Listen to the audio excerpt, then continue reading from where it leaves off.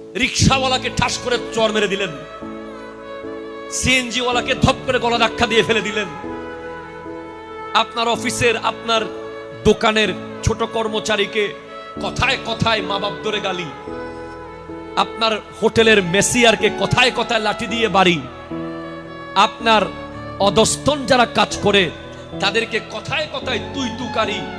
না না না, হ্যাঁ আপনি শাসন করবেন, একবার দুইবার তিনবার আপনি শাসন করবেন।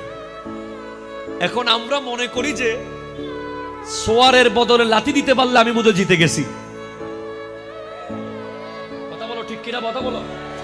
আমরা মনে করি যে আমাকে সোয়ার দিছে, আমি যদি লাথি দিতে না পারি আমি তো শেষ।